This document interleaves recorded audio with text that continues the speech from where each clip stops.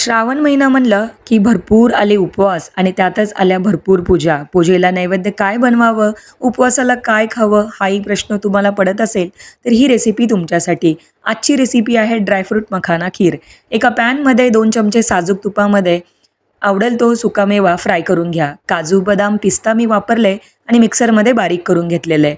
त्यानंतर त्याच पॅनमध्ये 1 वाटी मखाने घेतलेत. मखानेही छान क्रिस्पी होईपर्यंत फ्राय करून घेतलेत.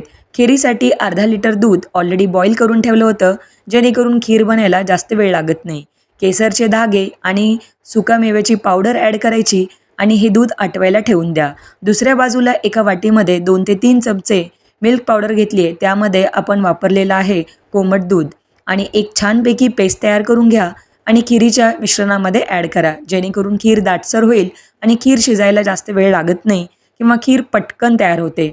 सगळ्यात शेवटी फ्राय केलेले मखाने, 1 छोटा चमचा साखरयुक्त वेलची पूड आणि त्याचबरोबर 100 ग्रॅम साखर अशा प्रकारे खिरीमध्ये ॲड करून ही खीर दाटसर होईपर्यंत किंवा आवडेल त्या कन्सिस्टन्सीला येईपर्यंत शिजवून घ्या.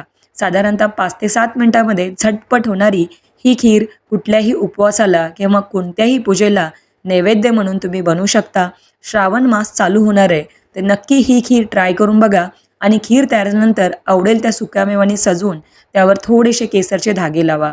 खीर तयार आहे. रेसिपी आवडली तर जास्तीत जास्त लाईक, शेअर, सबस्क्राईब नक्की करा.